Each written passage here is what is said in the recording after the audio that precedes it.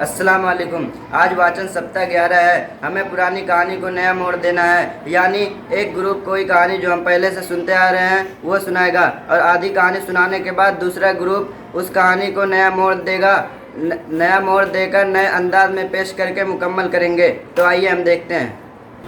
हम है group A. हम कहानी को शुरू करेंगे और ग्रुप बी कहानी को मुकम्मल करेंगे। हमारी कहानी है कछुआ और खरगोश। ये कहानी हम बचपन से सुनते आ रहे हैं, जिसे हमारा ग्रुप पेश कर रहा है। एक जंगल में एक खरगोश और एक कछुआ रहता था।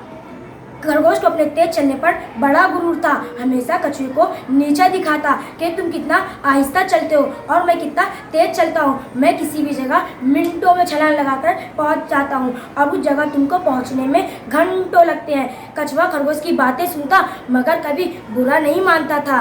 अब आगे की कहानी जिलानी बताएंगे। एक दिन कछुए ने खरगोश की बातों से परेशान होकर कह दिया कि चलो शर्त लगाते हैं, कौन किससे ज्यादा तेज दौड़ता है। खरगोश खुशी से उछल पड़ा। वो तो इसी दिन का इंतजार कर रहा था। शर्त मान ली गई। जंगल के आखिरी हिस्से में जो बरगद का बड़ा पेड़ है वहाँ सबसे पहले कौन पहुँचता है। शर्त का आगाज हुआ। अब इसके आगे की कहानी नए मवाद के साथ नए तरीके से हमारे क्लास का दूसरा ग्रुप पेश करेगा और कहानी को मुकम्मल भी करेगा। तो आओ देखते हैं। जैसा कि हम सब जानते हैं, खरगोश तेज दौड़ता है और कछुआ बहुत धीरे धीरे। ये तो कुदरती बात है, इसको हम चेंज तो नहीं कर सकते। तो यहाँ भी इसी तरह खरगोश तेज दौड़कर कछुए से आगे निकल गया और सोचने लगा, कछुआ तो बहुत दूर है, चलो मैं थोड़ा सा खा लेता हूँ, बहुत भूख लगी है, रात में भी मैंने कुछ नहीं खाया है।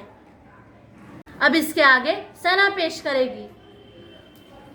लेकिन अचानक उसे याद आता है कि पहले भी मैं कछुए से इसीलिए हारा था कि मैं खाने पीने के लिए रुक गया था और खाते रहा और फिर सो गया था। इसीलिए अब खरगोश ने खाने पीने का इरादा तर्क कर दिया और सोचा मंजिल पर पहुंचकर ही खाऊंगा और पानी पीऊंगा। इसीलिए खरगोश तेज तेज छलांग लगाने लगा। अब आगे की कहानी साइमा बोलेगी। इतने में ठोकर लगी और खरगोश गिर गया। उसके पैर की हड्डी टूट गई और वो दर्द से करहा रहा था। दूर दूर तक कोई नहीं था उसकी मदद करने के लिए। इधर जब कछुआ धीरे धीरे चलते हुए आगे बढ़ा तो उसने खरगोश को दर्द से करहाता हुआ देखा और चल भी नहीं सकता था। अब कछुए ने खरगोश से हकीकत जान ली। कछुए ने सोचा कि अगर मैं इसे इसी हालत में छोड़कर आगे बढ़ गया तो मैं शर्त जीत जाऊंगा, लेकिन मेरे दिल में यह ख्याल सताता रहेगा कि मैं कितना खुदगर्ज था। एक मुसीबत ज़दा की मैंने मदद नहीं की। ये सोचकर कछुए ने अपना इरादा बदल दिया और खरगोश की मदद करने का फैसला किया। अब आगे की कहानी जीनत बोलेगी। खरगोश को अपनी पीठ पर बैठाकर कछुआ चल पड़ा।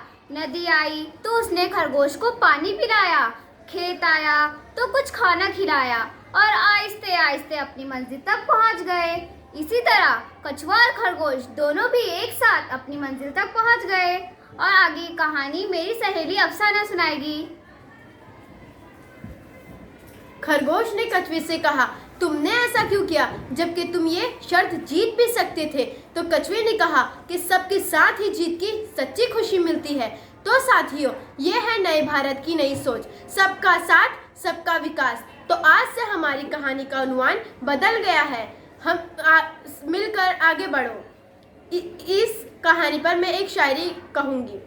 हयात लेके चलो कायनात लेके चलो, हयात लेके चलो कायनात लेके चलो, चलो तो सारे ज़माने को साथ लेके चलो। Thank you. ये थी नए भारत की नई सोच।